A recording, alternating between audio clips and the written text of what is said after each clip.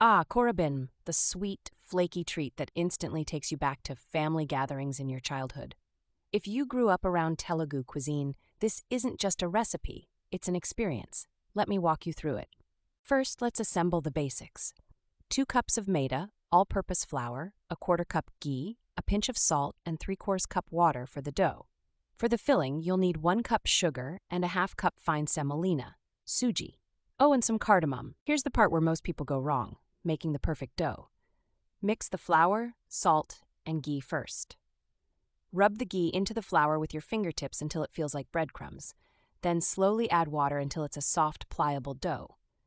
Now, the dough needs rest, and trust me, this rest can make or break the texture. Cover it with a damp cloth and let it sit for at least 30 minutes.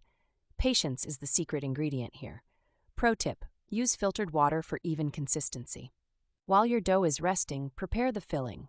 Dry roast the semolina on low flame until it's aromatic, then add sugar and crushed cardamom. Stir gently so it doesn't clump. This is the magic that brings Korabynm to life. Here's where it gets crafty. Divide your dough into small balls, roughly the size of a lime. Roll each one into a thin circle about 5 inches in diameter. Thickness matters. Too thick and the layers won't flake. Too thin and they tear. Now for assembling, spread a thin layer of ghee on one circle and sprinkle the semolina sugar mixture evenly. Stack another circle on top, repeat the layering process, and roll them up tightly like a Swiss roll. Pain point, uneven sugar layers can ruin the bite. Once rolled, cut these into 2-inch pieces and gently press each one down into a flat disc. The layers you just created?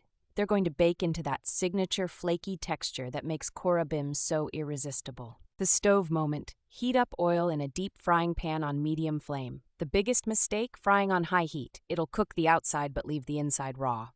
Gently slide in the discs, frying until golden brown.